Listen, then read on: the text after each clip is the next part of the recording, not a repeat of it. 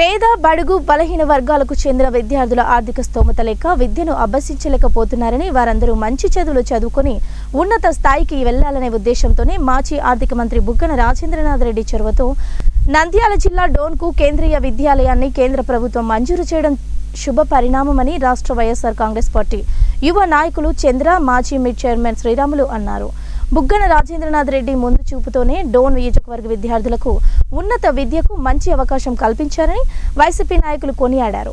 ముందుగా వైఎస్ఆర్ కాంగ్రెస్ పార్టీ కార్యాలయం నుండి పాత బస్టాండ్ వరకు ర్యాలీ నిర్వహించారు. కేంద్రీయ విద్యాలయాన్ని సాధించిన బుగ్గన జిందాబాద్ అంటూ నినాదాలు చేశారు. ఏది ఏమైనా డోన్ నియోజకవర్గానికి కేంద్రీయ విద్యాలయం రావడం చాలా సంతోషంగా ఉందని మాజీ ఆర్థిక మంత్రి బుగ్గనకు వైఎస్ఆర్సీపీ నాయకులు కార్యకర్తలు ధన్యవాదాలు తెలిపారు.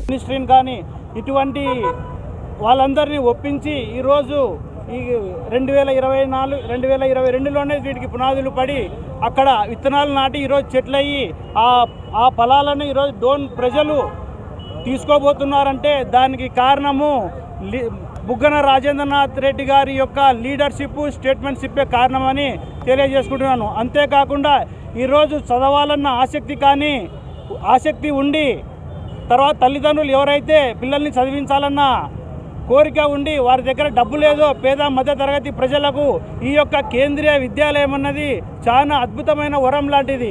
ఎందుకంటున్నానంటే ఇక్కడ ఒక్కసారి ఈ యొక్క విద్యాలయంలో అడ్మిషన్ పొందితే ఆ పిల్లని యొక్క జీవితమే కాకుండా ఆ కుటుంబం యొక్క కృషి చేసి సహకారం అందించినటువంటి కేంద్ర ప్రభుత్వానికి ముఖ్యంగా చెప్పుకోవాలంటే నిన్న క్యాబినెట్ వరకు తీసుకొచ్చి క్యాబినెట్లో అప్రూవల్ చేయించినటువంటి ఘనత కేంద్ర ఆర్థిక శాఖ మంత్రి నిర్మలా సీతారామన్ గారిదని చెప్పేసి ఈ